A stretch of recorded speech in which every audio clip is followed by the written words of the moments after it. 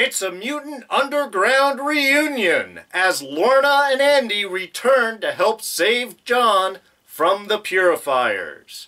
A move that almost seems like a good idea, except for the damage that it does to both the Struckers and Jace's psyche. Happy New Year! It's the winter premiere of The Gifted, Season 2, Episode 10. Enema of my enema. Enemy.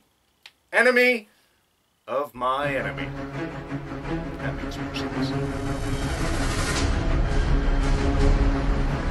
Hey everyone, D here, and welcome to our return to The Gifted and a brand new year! It's 2019! Happy New Year, everybody! Hope you had an exciting, end-of-year celebration. Hope you had a great Christmas and a safe but enjoyable New Year celebration. But we are back into the thick of it, 2019, and returning back to The Gifted. So yes, spoiler warning, I don't want to go any further without hitting on that. So yeah, we are back, and you may notice a little difference in our surroundings. This is one of the things that I have been working on actually over our little winter break, which is why I'm behind on a couple of things. Setting up a new studio location, a place that's a little more permanent. I can do a little bit more fun, do a little different decoration. So yeah, early stages right now. It will be coming something a little bit more exciting as time goes on. So yeah, keep track, see how the art develops, and you know, maybe doing a few other different things here. So yes, to the show. How about we get started with that? All right, so yeah, back with The Gifted, where we left off, of course. John captured by Jace and the Purifiers as he was helping get Marcos, who was dragging Shade off, get away, and so now we're dealing with the aftermath of that. And we start with the episode off, I think, with another cool flashback, something Gifted does an awful lot. Puts things in context. But here, of course, we're going back to early days where we have Marcos and Lorna. Their love is just really starting to go right now. They're all super cute. But what we're getting here is an agreement, a dedication. This is what we're committing our lives to. At some point, we're going to need each other, and we know that things are going to go down. We're going to have to be sure to be there. A wonderful, nice, lighthearted scene, showing the underground in its early stages when things were a little, like I said, a little happier, a little more jovial, not quite as split. But a great setup for bringing Lorna and Andy back into this episode. Like I said, getting us our little Mutant Underground reunion. Makes sense since we've already had the whole Dawn situation and Marcos and Lorna kind of connecting off of that. So there's, in a way, starting a little bit of a reconnection here. Kind of gives a nice excuse for that. Also, Andy dealing from the repercussions of the whole Rebecca situation, her going nuts, and of course, him having to kill her, putting him off on kind of missing his family, wanting to reach out, wanting to reconnect. So really, we get a great situation that allows all of our people to come back together and sort of see how things have shifted. For Lorna and Marcos, yeah, they've got some friction, but there's a real strong base there, which is nice throughout the episode as that slowly starts to really come to the fore. For Andy, however, kind of a different situation. He's embraced the inner circle's ideals a lot more, willing to take those further steps. And so it's a great moment for us to see really what, well, for the rest of the family to see what Lorna and Andy's kind of dreamlike interactions have been, the sort of tension that's going on right there as Lorna is really seeing Andy much more for where he has gone at this point, what he has become, versus the parents, where this is really a first chance where they get to sort of see him blossoming into this new man. For the good parts, you know, taller, driving, the hair's a little blonder, not quite as white as it was before, which gives him a little more of a Lauren similar look, but also kind of the downsides of how far that he is willing to go, which is going to force everyone to make some really hard choices down the road. And I have to say, I sort of love how they even set this whole up. I mean, giving the in-world excuses for why this reunion sort of had to happen. Of course, John is gone. They've reached out with the Underground, haven't heard anything back, haven't gotten anything from Morlock, so it sort of forces them to reach out to the inner circle. You know, the enemy of my enemy kind of thing. But it's sort of a great kind of excuse in order to do that. I like the fact that they let Clarice make the call, as she's sort of been our voice of reason lately. Part of this coming out because they weren't listening to her and John was kind of overreacting to the situation. But also I really enjoyed how when Clarice wanted to go with Marcos, that he said no, that it's going to have to just be him. It's a smart move, not only in the sense of this is, you know, Marcos says he was going to be by himself, and this is sort of a chance for him and Lorna to connect and make it simple that way. There's no other distractions around them. But really the reasons that he gave to Clarice I thought was just smart from a character standpoint. One, you know, if it's, like I said, if it's just them, they can just connect. It's just going to be their interaction. No other distractions. But two, if this does go south, if this is a trap, then Clarice needs to be there to be the last person to go and save John to have that potential. So I thought that was a really nice setup, an excuse not of a manly like, oh, I have to protect you and I can do this by myself, but tactically just smart, that there's much bigger thought going into that. And I love that decision. And Jace. Look, it is no secret that I have been hoping that Jace is going to kind of come around. That his interactions with the Purifiers is a temporary thing. He's going to see how crazy they are, how extreme they are, and kind of be pulled back. And this episode definitely shut that dream to crap, to hell, all gone. It starts out good. I mean, in a way, as it can when torture and interrogation is involved. But we have Jace really trying to do more of the interrogation method. Not pulling out the power tools that Ted wants to do. Not kind of that threatening way. But understanding is that getting information from someone is a process. It's give and take. If you just torture someone, they're going to say whatever needs to be said in order to get the torture to stop. It makes it a very unreliable source of information.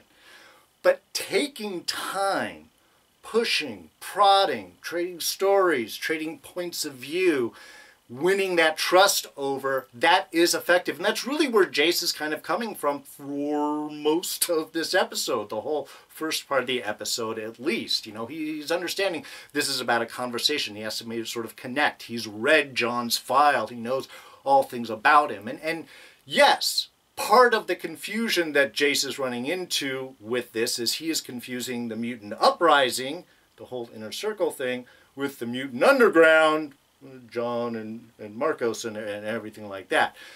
Seeing all of the mutants as one group as opposed to separate forces. What is it that Ted says? What? You mutants fight mutants in order to save humans? I've heard it all. But that's, I mean, it's kind of what the X-Men are, in a way. They're fighting more violent mutants to try and save humanity and work with the whole, you know, interaction and tolerance and things like that. So the whole original interaction of that character and how it was going, I really enjoyed. And especially once he starts to realize that Lorna and Andy have left the Underground. And I love that little moment there where he's like, well, you're saying that they've left, that they've gone? Wait a minute, they've left and they've gone? All of the other information that he has starts to make sense. Okay, we're seeing how these are two different actions, these are two different groups. What does he say? All these other ideas start to fall into place. Everything else that's happened starts to make more sense. Which is, again, a great direction to go in and a perfect setup for the switch that the episode throws out, because the moment he says that, all I'm thinking is, yes, and it's really going to suck when Lorna and Andy show up with the rest of the Underground to save John. Why are they doing it? Because they made a promise. Or Lorna made a promise and Andy wants to show his family that they're really fighting for mutants and really are trying to do the right thing. Again, buying the whole inner circle kit and caboodle right there. So, again, it was a great direction to get from character evolution to set up this whole situation where Jace, in a way, is starting to connect with John, as he does throughout the episode, and does start to see the truth of things, and then the unfortunate reality of what needs to happen for the Underground to save John completely shatters Jace's trust, and I think a certain level of his psyche as well. All right, and where does all this take us to? You know exactly where to. Our Scene of the Week for this week, and that is, of course, the attack on the Purifier compound. All right, it's a little bit more than a scene. It's a sequence.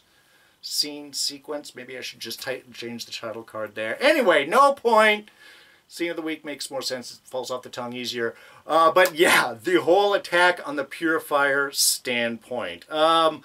Just great scene, great mutant interaction, great character development here. I loved the whole team up. Loved seeing Marcos and Lorna kind of working together. I love Marcos's little comment on the new tiara that Lorna has there. Oh, where did that come from? I like it. Yeah, looks badass.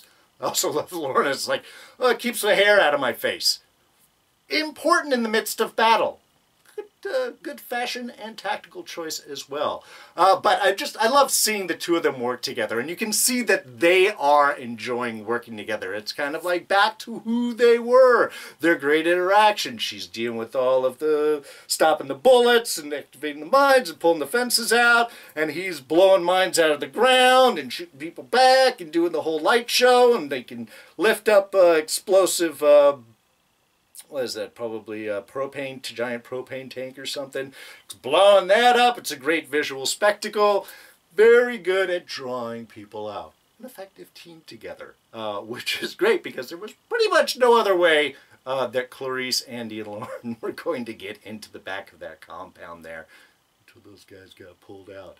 But again, a great use of powers here. I love Clarice sending them in when we have Andy and Lauren going down the hallway and he's telekineting them away, you know, the Purifiers away, and she's throwing up shields and starting to use that in a way, a telekinetic force, an impenetrable object that she can move and manipulate it around. You know, we're starting to see a lot of these similarities, and we get through this, especially by the end, that little bit of sort of Fenris take of the pair of them working together, their powers balancing and working each other off. Working off of each other. Sorry, that makes more sense. And then loved Blinks portaling the gunshot at her back into the attacker. Beautiful. Small question there, though. Why did he pass out? Was it from being shot? And sort of passes out from that? Because when he goes, Lorna and Andy sort of ask what that was about, and Blink seems to imply, Claire seems to imply that it had something to do with the portals, and I was wondering if by seeing himself through a portal that some people can't mentally grasp the multidimensionality of it, and it just overrode him. Not entirely sure. Curious what you guys think about that. But yeah, just that was a whole great sequence. And then, of course, on top of that, we have Jace losing it. Losing it. Has standing by with the whole torture thing, but as soon as he sees Lorna and Marcos both together, and then, of course, it's only going to assume that Andy is going to be there. I don't think he actually saw Andy. No, it was just Lorna and Lorna and Marcos, but that was enough. You said they weren't working together. Now they're here, and that sort of becomes that snapping point. He goes in. It's how much that he has lost. I think he actually said that in the previous scene, that he has lost so much, given everything for the cause. He's lost his job. He's lost his little girl. He's lost his wife. Though that's not for fighting the cause. That's because of your obsession. And this is where that obsession leads into this dark road, when you cannot mentally space everything out, separate things, look at stuff from the logical standpoint. He just becomes emotional, reactive, and grabs a shotgun, point blank, which we have seen in the attack. Was it on Wires, little office there, is that shotgun, point blank, can actually hurt John. 3 shots nearly kills him, and that last shot would have gone if he hadn't run out of bullets or shells. Shotguns have shells. guns have bullets. Interesting that Ted was actually trying to stop him. Which, again, was sort of an interesting moment. Ted was about torture, but he didn't want John killed, I guess. I don't know. Kind of an interesting thing. The fact that Ted worked so hard to get Jace out of there, and then he gets hit by the flying door. Yeah, okay. Well, I don't really like Ted anyway, so I don't mind all that. But yeah, really just that whole crumbling of Jace's psyche right there, where he just embraces the hate at that point, was just, again, sad. I've been hoping that Jace would go the other direction, but maybe this is the direction he's always going to have to go. This is following his leveling from somebody that was just trying to do the right thing to embracing the hate and the darkness within him. Though, as we saw shortly afterwards, he's not the only one. So, yeah, Andy, who of course has embraced the vision of the inner circle for the most part. Yeah, he's reacting to the loss of Rebecca, feels bad about that, but believes in what they're doing. So when going to rescue John and seeing a table full of torture tools, doesn't really put him in the whole receptive mindset. Which does, of course, lead to the short torture the Purifier moment outside when the Purifier guy tries to shoot them in the back, or shoot Lauren, I guess, specifically. Which just gives Andy a reason to go off on him. Now, all of that could have been avoided if Blink had just portaled them out from the room inside. We understand why she couldn't portal inside. She didn't know where John was. However, once she got John, shouldn't she be able to portal from inside that room all the way to where the car is? Shouldn't she not have had to go outside first and then just portal across the minefield?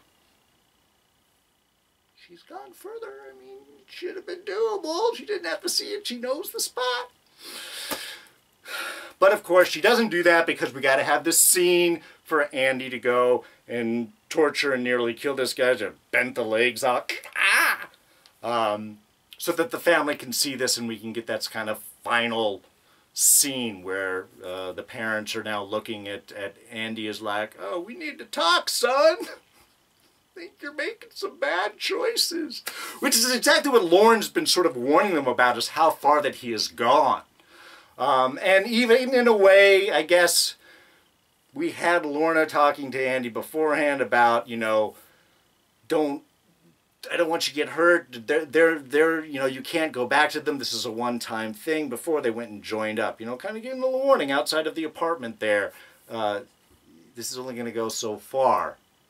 And this is exactly why, because Andy's drank the Kool-Aid, the inner circle Kool-Aid.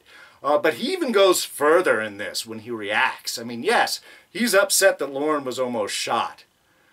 But then he's like, no, we've got to stop them all. The only way to do that is to wipe them out. They shouldn't even breed. They shouldn't be having children in this world. Which, of course, sounds just like what the Purifiers are saying about the mutants.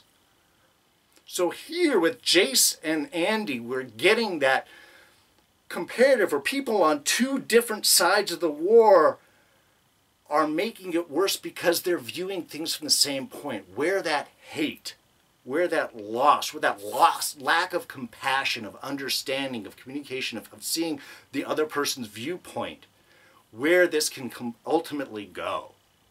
And this is the great thing about what mutants and the X-Men storylines have always dealt with. It's not only just the prejudice, but the hatred involved in how people, again, on opposite sides of the line, of a side, you know, the good guys and the bad guys can both be bad guys in a way. When they're driven this way, which was the perfect reason of why the X-Men were where they were. They were the bulwark. They were the middle ground. The mutants fighting mutants to save humans who might want to kill them anyway. So it was just, it's a perfect sort of setup here where we can see really the fall of two potentially good individuals, and of course the ultimate hope that they can be redeemed somewhere down the road. But to do that, you're going to have to pull Andy away from the rest of the inner circle. And that's what Aunt Lauren sees, and that's sort of going to bring a very interesting darkness to her. We get with that last final scene where she goes to train just as Andy goes to train at the same time. And again, I love they're moving the same way. They're using their hands. The Fenris twins, that connection really is growing, and it's making them stronger. And I think that's what we're seeing here, is as they are both using their powers, and when they have that dream connection, that in a way it is bringing them closer, and the more they use their powers together, the more powerful they become. That's one of the statements that were said in the midst of this episode also. But they don't have to be close. They don't even have to be they can even be fighting against each other in a way. But their similarities and their connections, the more they build off of this, the more similar they're going to become, the more Fenris-like they're going to become, which creates an interesting point for Lauren going forward, is how much is she going to have to embrace that darkness, and is she going to be able to step away from it, or is she going to be sucked into the same realm that Andy is, where it's power and hate and a lack of understanding and unwillingness to understand and feel empathy for the other side. Alright, just a couple of small things. One, since we're dealing with the end of the episode, what about that nice little kiss between Marcos and Lorna? I love that scene, because they had so much fun fighting together. You could see it. You know, it was great. That was the great thing about that whole sequence. But then when Marcos is like, alright, yeah, we can go back. Lorna's like, yeah, we can stop faking it and start hating each other again. That's not what they were feeling. You know, they weren't buying all that. I thought that was sort of a great little moment there. Then, of course, I'm glad, because I was wondering, is he going to reach back and grab her? Is she going to do something? I like that Lorna made the move. It's nice. Marcos could be a little bullheaded. But, yeah, that kiss goodbye. Look, Lorna's right. In some ways, they aren't going to see eye to eye. But they do love each other and always will. So this is, again, one of those strong points where if things do fall apart, if the truth of the inner circle is shown, then Lorna knows that she does have somebody who has her back. And she's got his. And from goodbyes to greetings, did love this scene at the doorway in the apartment when everybody's expecting just Lorna to show up, and they open the door and there's Andy. It was just, again, it's emotional, it's nice, we love seeing them together. Yeah, by the end they were apart, but that was just a great moment. I loved they had a nice pause, a realization of what was going on, and then Caitlin running up to hug, and Reen running up to hug, and again, very cool, very nice, wonderful reunion, and of course we still have the little chilly Lauren in the back going like, yeah, this is great, I've been talking to him, this is not the same, there's more going on. So, anyway, well done scene. And if you're going to come, might as well bring gifts. Love the trucks that Andy brought with. Armored vehicles with guns and flak jackets. Gifts for everyone. I don't think we even saw the flak jackets used, did we? I don't actually remember seeing that. I have to go back and rewatch. But again, it's the thought that counts. And that's a nice thought. We also had Reed having a little connection with Andy, talking about his own powers coming up. Wondering if when they're talking about with the repression and the medication, is that something that's then going to be used on Andy to point or someone else? Again, just as things are brought up, always wondering what the foreshadowing is being laid out there for.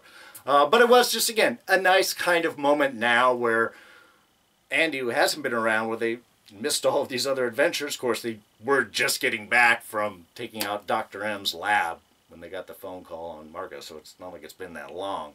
But it was just again, kind of a cool moment. I never knew what you were going through, and now I kind of understand. Though, a little different. You know, I didn't know that cue balls in pool halls were magnetic. In bars. That's how they knew to come by. I mean, I always thought it was just a difference in the ball size or something like that, but magnets. I guess that would make sense. And Lorna would make an excellent pool shark. Just got to be a little bit more subtle than that last shot. Tiny bit. And we're seeing, of course, more of the Ryan Hour, probably for the rest of this season. Does it feel a little bit like the Bill O'Reilly show or a little Hannity? Kind of seems to have that feel to it. I think that's the direction they're going for. Just saying. And one other thing about the whole Jace and Andy bit. I think what part of the sadness of the fall, and one of the things that mask it, make it so difficult, is the belief that you're doing the right thing. I mean, for Andy, one of the reasons he came on this was to save John. John was there and helped his family when they were in trouble. He went and rescued, organized the rescue of Lorna when Lorna was taken and put in prison. John has done so much for them. It's only right that they come back and fight for John to get him out. I mean, it's a noble motivation. But rescuing John doesn't mean that you have to torture Purifiers to do it. And that's sort of the thing that runs in with Jace also. I mean, Jace is believing about protecting humans from bad mutants, from people that do bad things. But he is blinded by that obsession to not be able to see that maybe there are mutants that are also trying to do that same thing. I mean, especially with John. He read John's files. What, he'd, fought in the Mutant Corps. He's a five-time decorated veteran. So maybe he's still trying to do the thing and not, to help people and isn't, a murderer like you might think that it is. And I think that's part of the tragedy that we get to see with these arcs between both Jace and Andy, is the fact that they, in a way, are believing they are doing the right thing. I mean, again, Andy's believing the whole inner circle thing. We're creating a safe place for mutants to live, a safe world for mutants to exist in. Again, a noble idea. But when you're willing to cross those lines to see the other side as no longer human, because it's a mutant human thing, but no longer people, no longer sentient, no longer compassionate human beings, but simply just objects because of who they are, mutant or human, that's where the darkness comes. That's where the fall is. And I think that's kind of an interesting point to keep in mind with this, is we do have characters that think they're doing the right thing, but are willing to cross lines that you shouldn't. Alright, so I think that's going to wrap things up for this week. Thank you so much for joining me with this review. I hope you enjoyed it as well. And if you did, you can go ahead and hit that like button. Thoughts, ideas, and comments, we'll put them down in the section below. What do you guys think about this episode? Are you excited about the second half of the season here? Should they have done this on New Year's Day? I don't know. Whatever your thoughts are, throw those down in the section below. Now, you can always catch me on Twitter and Instagram. I am at Darren Jakes. Please subscribe if you're not a subscriber. Quick and easy, one button press. You'll catch all these reviews, and I'll throw up a couple old ones that you can check out right here. So it's going to be an exciting spring. Got a lot of stuff coming on. Don't be sure to subscribe, and you won't miss any of those things. So that's going to wrap things up for me. I'm D, and I'm out of here. Catch you guys next time. Bye-bye.